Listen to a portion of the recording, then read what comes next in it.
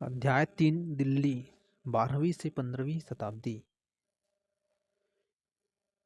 हमने अध्याय 2 में देखा कि कावेरी डेल्टा जैसे क्षेत्र बड़े राज्यों के लिए केंद्र बन गए थे। क्या आपने गौर किया कि अध्याय 2 में ऐसे किसी राज्य का जिक्र नहीं है जिसकी राजधानी दिल्ली रही हो?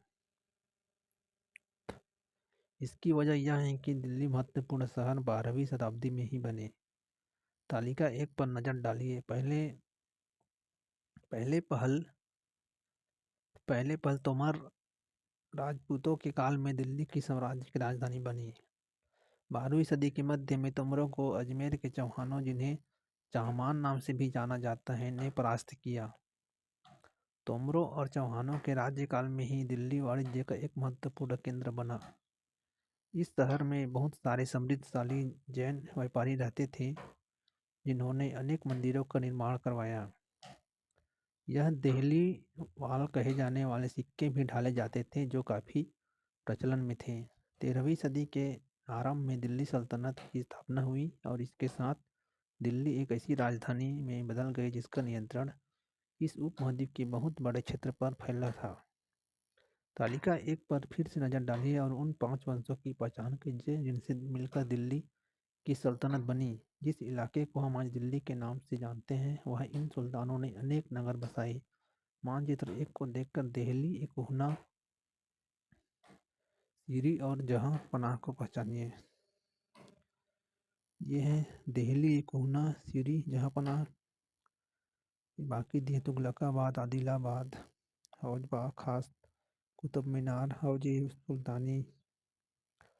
और यह यमुना नदी से इस तरफ फिरोजशाह कोटला, फिरोजशाह, फिरोजाबाद।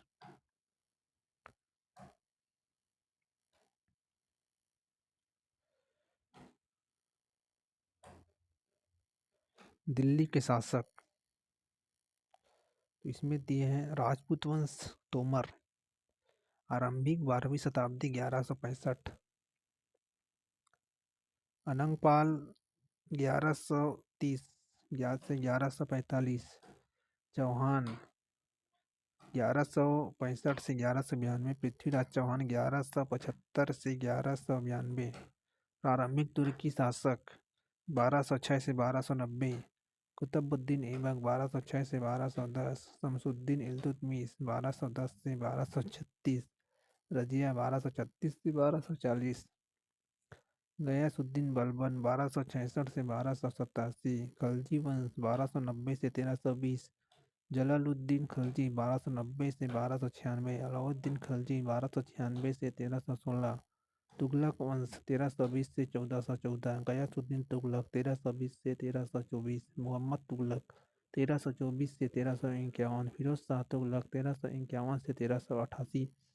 सैयद वंश 1414 से 1451। खिज्र खान 1414 से 1421। लोधी वंश 1451 से 1526। बहलोल लोधी 1451 से 1489।